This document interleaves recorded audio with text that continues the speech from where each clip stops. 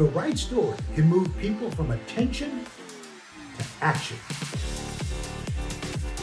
Those are the stories we tell at Al Roker Entertainment. Around the world, around the corner, our adventures just begun. Could be cloudy, could be sunny. The kids, the forecast calls for fun. Whatever the weather, we're in it together. Weather Hunters! When we look at 1920, there were 16 million acres of land. And present day, you look at, there's only 2 million acres of black-owned land in the country. That's 14 million acres of land that had just disappeared from the black agricultural community. Where do you go when you lose your land? This could really be a possible Underground Railroad stop. Black Americans' history is not often recorded. Now, when I tell the story, I have proof. Heirloom hunters, history is in our hands. Dr. Haidt stood powerfully at the intersection of civil rights and women's rights. Dr. Haidt spent nearly 40 years at YWCA as the National Director of the Center for Racial and Gender Equity. They were taking on water. They didn't know if they could stay afloat. Hear the crowds, look to the sky. 'Cause nothing's gonna save me now. Hello, my name is Ricky Forbes, and I chase the wildest storms on the planet. Oh my God, you Okay, we got a tornado touching down. We look over there. We can see circulation in the sky. You see that lightning bolt? This was a real-life monster. Hi, I'm Al Roker. And I'm Courtney Roker-Laga. And welcome to our kitchen. Always talk about farm to table. Well, here's your farm, there's your table. And I think the most important taste tester of all. Oh, that was cute. Savory or sweet, Chef Maya Camille Broussard thinks almost anything is better when it's baked into a buttery crust. We know that storytelling is more than just awareness. It's about building trust. We're not just here to get attention. We are here to drive action. I want you to know that even though a lot of people think I control the weather, from the Department of A Prophet Knows No Honor in His Own Home, many times my wife will say, you know, I hear they say it's going to be, and I say, I'm they. What's going on here? And then we were also hearing about AI. Whenever anybody writes a story, I wish they would do A period, I period, because when you see it, it looks like Al. You know? And it's like, AI destroys the world. It looks like it says, Al destroys the world. I'm not destroying the world. Although my children would tell you otherwise. So, in fact, to that point, you know, yes, I do try to exude positivity and hope and the spirit of helping people. But my daughter, Leela, who just got married this weekend, is 28. But when she was about, yes, a shameless attempt at getting your applause. She was about 12. And anybody who has teenage girls, teenage boys, if you think teenage girls are neater than teenage boys, you are wrong, okay? Because her room was always like a cyclone had hit it. And finally I just lost my temper, and I said, and I just really laced into her. And all of a sudden her eyes start watering, she starts crying, and she goes, I said, what's wrong, sweetheart? She goes, this isn't fair. America only sees the happy Al Roker. They don't see this Al Roker. You know? So, tough times. And we are in tough times right now. You know, we joke, but you know, there are questions about values that we have just assumed were part of our fabric, and we have found all of a sudden people questioning them. And so it's you know, we can tell stories, and we have to tell stories, but why are we telling those stories? Are we telling stories just to get attention? Just to get clicks, to get views? What about gaining trust? You know, because how many times have you clicked on a story and it isn't exactly what it promised, or it is something that is so blatantly, obviously false that you just ignore it? Well, we have tried at Al Roker Entertainment for more than 30 years to tell stories of trust, to tell truth. What is true? In fact, it's very fitting that we're here sponsored by Truist, because if you take away the two, it's really the T, it's really true is. True is. What is true? What is truth? What is the moment of making that humanity part of your fabric? So we've tried to earn people's trust, and that is what I think moments of humanity are about. Because if you are trying to be human, if you're trying to reach other humans, then you want to make sure you tell those stories about the people that matter, whether it's the Coast Guard, whether it's nurses, whether it's educators. Telling these stories are so important because we have to earn people's trust to be able to tell those stories. And when we earn that trust, that is part of the fabric and DNA of the stories we tell, that we need to tell. And when you do that, audiences actually respond. In this day and age of AI and algorithms, you know, you can't trust an algorithm. I'm just going to tell you, you know. And again, algorithm starts with Al, and I hate that. The best stories give people a place to gather, to learn, to feel that sense of community. That's what we're all looking for, community. Because, you know, with you know, friends, you know, somebody says, you know, how many Facebook friends do you have? You know what, I got enough friends. I don't need friends on Facebook. But, you know, I'm sure somebody will say something about Facebook, and I'm bashing Facebook. So, you know, Mark Zuckerberg, bring it, okay? And a prime example of telling stories and trust, I think, is our show. We try to bring in humor, education, our PBS series, Weather Hunters. I love weather, I love animation, I love my family, most of the time. But I was able to combine that all into a show that's going to teach kids about weather, about climate, about science. I mean, even now, climate has become a dirty word. And it's not. I believe one of the most existential threats to our world is climate change. That it is and the fact of the matter is, our children are the ones that are going to be dealing with this. Our children and our grandchildren. We're going to be dead soon. You know, well, me probably before you, but that's another story. But we decided to team up with PBS Kids, which, again, we talk about trust, the most trusted brand when it comes to children and parents and education. And we wanted to create this show, and we created Weather Hunters. It's aimed at kids ages 3 to 8. It teaches children about the world through the science, through weather, through their eyes of learning, and learning to question and investigate, because that's what we need to teach our children, because they are the ones that are going to have to question the thought leaders, the government officials, the people that are in charge of their world. And you know what? The fact of the matter is, you can do that, and when you do it with integrity and trust and humanity, people respond. Weather Hunters debuted this past September on PBS Kids, and in the first 4 months, it was their highest debuting animated show in 5 years. 75 million streams across all PBS Kids platforms, 33 million YouTube views. It averaged 605,000 kids per month on their linear channels, and 10.5 million gameplays on their app and their website. And that's what happens when you build trust, when you work with community, and you do it with integrity. And you can meet that moment. The moment right now for us was about talking about weather and climate and teaching kids to question. And the moment was met. We were very excited about that. So to talk more about trust and working with the right partners, which is really, really important, please welcome Dr. Michael Counter from Roker Entertainment. Why are you so far away? No, Michael, no. Far away means don't go. Where are you going? I wanted to give Sit here. Yes, Dad. Then when other people come, you can. It's like the old Tonight Show. When a guest comes, you move down. Good morning. This is going to be a long morning. Michael. Yes. So, you know, when a story already has trust built into it, but then you also have the right partners. What do you do? How do you make sure that connection happens so that we make sure we can tell those stories, but tell it the right way with integrity, with trust, with community? The right partner can not only extend the story, but it can amplify the intention of the work we do.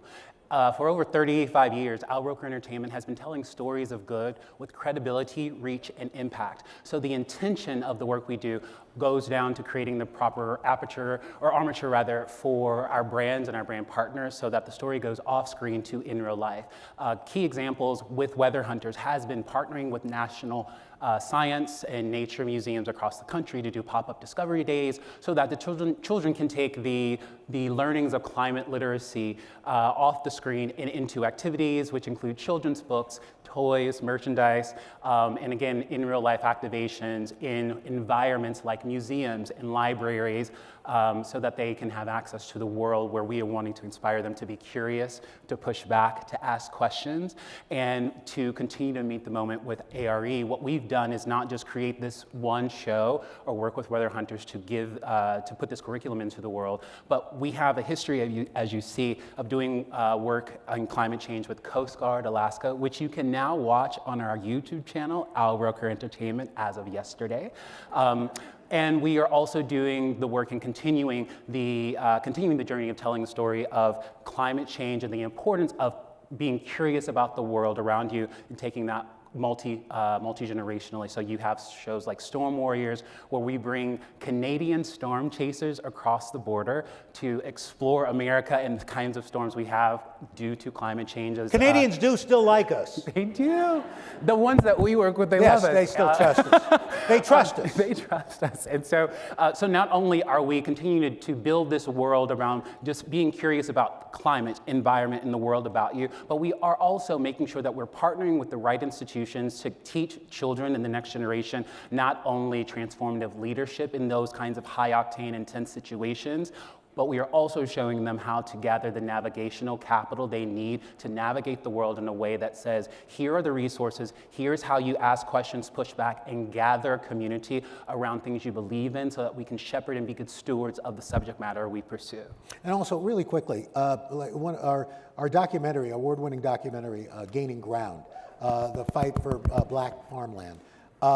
We teamed up with John Deere and talk about how important it is for brands and foundations to realize that it's important that the story is organic, that their products are organic, but that you're not, that the viewer doesn't feel like they are being sold something. Correct.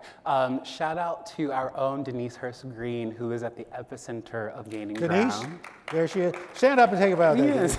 She's wearing the orange right there. Yeah, Denise is my secret weapon and always making sure that I stay in line, so thank you. But with regard to Gaining Ground and our work with John Deere, the impetus behind all of that was seeing the work that they were already doing in the world to give access and resources to black farmers around the country. Our Denise Green saw a press release and pursued John Deere to make sure that they could see that they were doing more than the work, that the work needed to be amplified, the story needed to be out into the world. And so we were very happy to not only have partners who were willing to invest in the vision, but also recognize the long-term work of telling that story again and again, and making it accessible to people who may not have known about John Deere, but who either follow Al Roker's brand halo or simply want to know more about the world around them, and having that film in the world now for 4 years. Yes. Multiple awards, and we continue to do work with institutions like the LEAP Coalition and the Thurgood Marshall Institute to make sure that the people we filmed continue to have resources after the cameras wrap. And so, in fact, one of the ways we tell these stories that are rooted in truth and justice and culture is through documentaries like Gaining Ground. And to talk about our latest documentary, we've got Margaret Mitchell, the CEO of YWCA USA, and Ingrid-Saunders Jones, the Chair Emeritus of the National Council of Negro Women and the former chair of the Coca-Cola Foundation. Please come on up, ladies. See, Michael, this is how it works. And then we all move down. See, it worked. So Margaret Mitchell is the CEO of the YWCA USA. She's also our partner on the documentary centered on Dr. Dorothy Height, who was one of the most consequential leaders in the American civil rights movement and the women's rights movement. Margaret, tell us, why is Dorothy Height's story, while so historic, right now it's a story that is meeting the moment? It really is, Al, and I think the thing about Dorothy Height is that her life and her leadership is not an artifact. She really developed a blueprint that is so needed today for the complex problems that we are facing. And so that's why it's so critical. She really understood that that change came about because she saw it as a leadership discipline. What she brought to the table was not uniformity. She really believed that people and organizations across difference had to be together, and this really was her superpower. And so just the most amazing woman that I believe is unsung and largely has been erased, and so important for our future. So what's the responsibility of this partnership in telling that story? I think the partnership is, it will bring more scholarship to the table around her, which I think is vital. It really helps us to see how important relationships are in a world in which viral and short-term and instant is the norm. Building relationships like she did over decades and with everyone. Whether you agreed with her, looked like her, were her, she knew how to build relationships. And I believe that is a lost art for us today. Yeah, and Ingrid-Saunders Jones, let's help us dig into this. You've got this rare perspective because you span corporate philanthropy, community investment. You're national chairperson of the National Council of Negro Women, which was founded by Mary McLeod Bethune, and Dorothy Height became one of its most significant leaders. What are these partnerships? What does this bring to the table when it comes to creating storytelling like this? Well, when you think about the organizations that Dorothy Height worked with, the YWCA, Delta Sigma Theta sorority,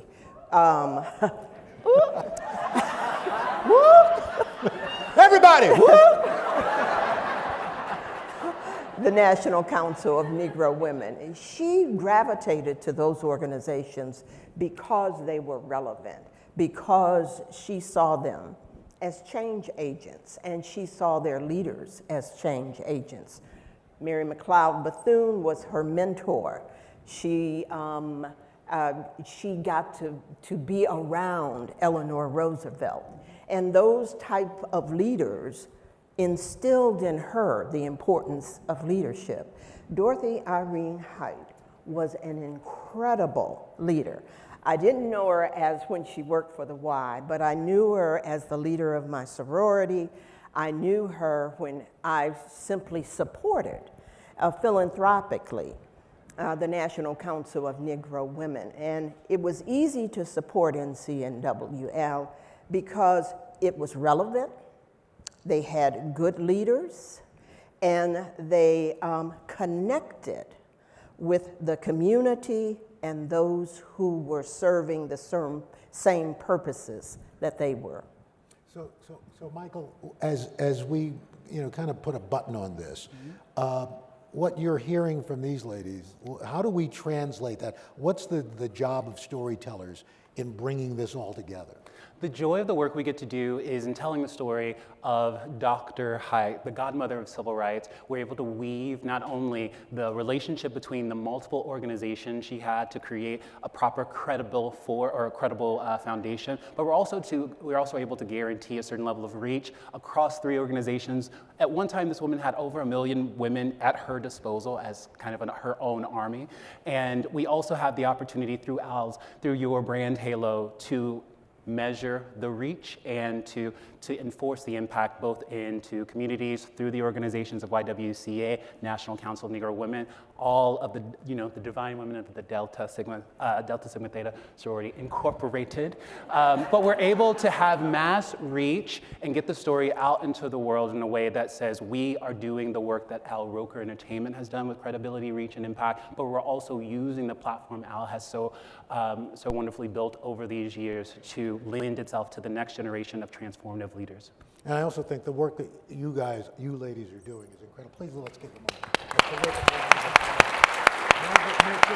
Ingrid-Saunders Jones.